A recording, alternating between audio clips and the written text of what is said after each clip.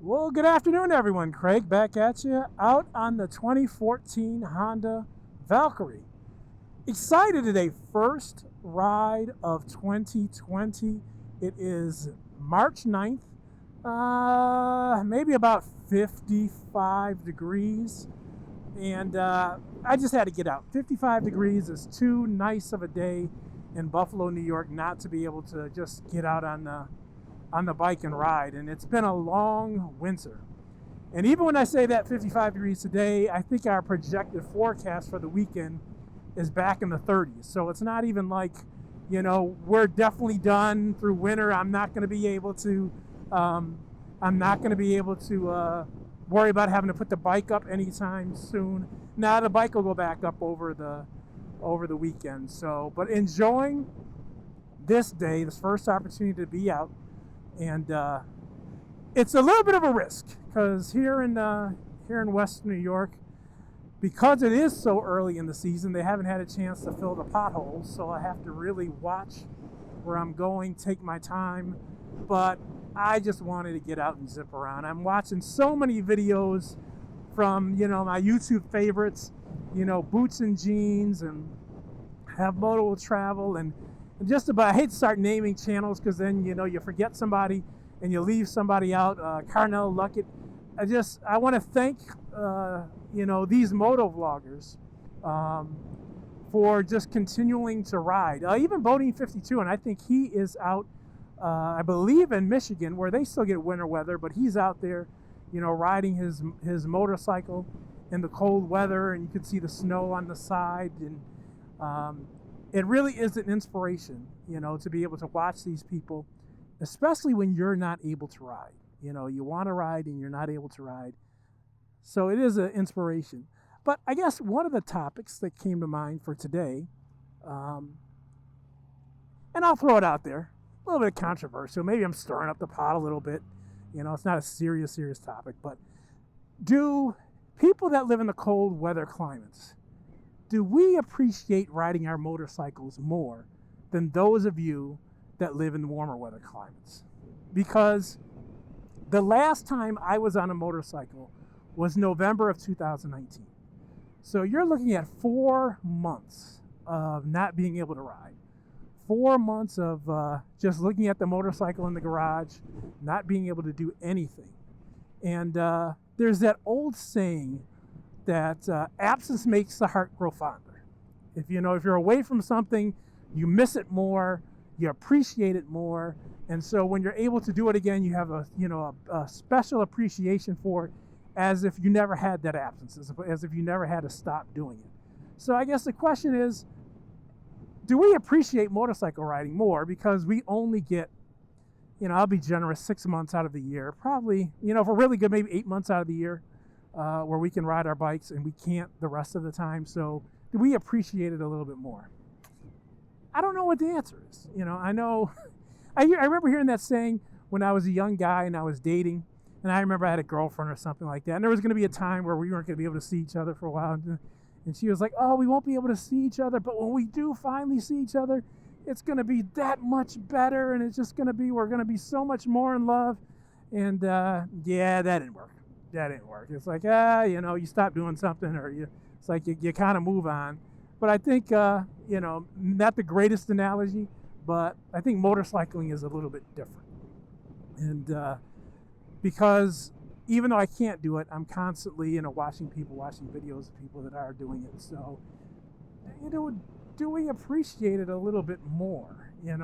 Again, I'm looking at this week, I'm looking at the weather. This is like the one halfway decent, nice day. So I'm like, okay, I'm gonna take advantage of this. I'm racing home from work, jumping on the bike, gonna run out on the bike because I know maybe it could be another 2 weeks or so, maybe, before I have an opportunity to get on the bike again. So I'll make the most of it. Do you really care that much when you live in warm climate and you can ride your bike anytime that you want to ride your bike? Does it make that much difference? Yeah, I can't ride it today, I'll ride it tomorrow. So anyway, happy to be back out on the bike. Have some plans for 2020, and we'll see how everything shakes out. My plan is right now to go to Americade My plan is to go to Wingding. I would like to maybe, if possible, fit another trip in there. I don't know where I would go or what I would do, but I have some plans for that. I did end up getting a Bushtec trailer. Found a really good deal from a really nice gentleman, and I believe it was Guthrie, Oklahoma, if I have that right. And tried out a new service. I'll tell you how that worked out once it gets here. So I haven't taken delivery of it yet, but I was able to work out a really good deal from a gentleman. And so I tried the website haulbikes.com. It's been recommended by a few people.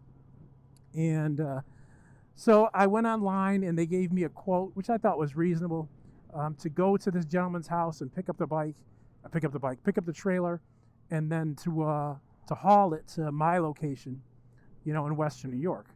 So he picked up the trailer maybe about 3 or 4 days ago. And I think I have maybe 2.5 weeks before it gets here. So far, the process has been pretty smooth. And I'll let you guys know, once I take delivery of that.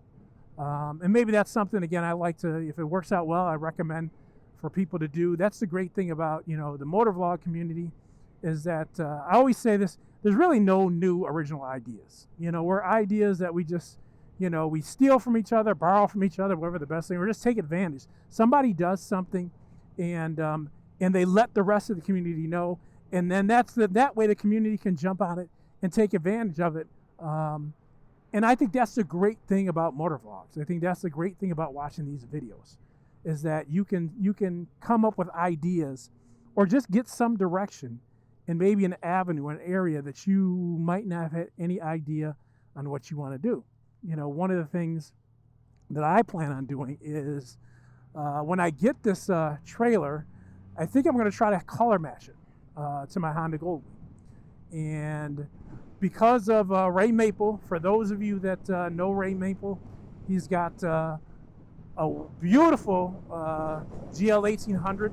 He is from Western New York, from Buffalo, New York, and he has a YouTube channel. Beautiful GL 1800, very customized, really a lot of pride that he takes in that bike. And he also has a trailer. And I believe he got his trailer color matched. But anyway, the point I'm getting to is there's a place in Buffalo that he took his trailer to have it painted, to have it color matched.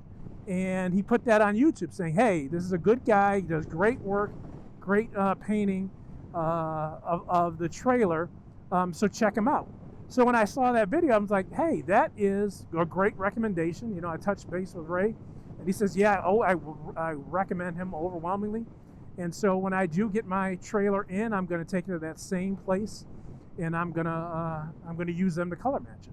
So that's the great thing about motovlogs in these communities, that we just share ideas with each other, and then we all grow from that. So, all right, I think this video has been long enough. I'm happy. I'm excited. As you can see, back on the bike, at least until it starts snowing this weekend.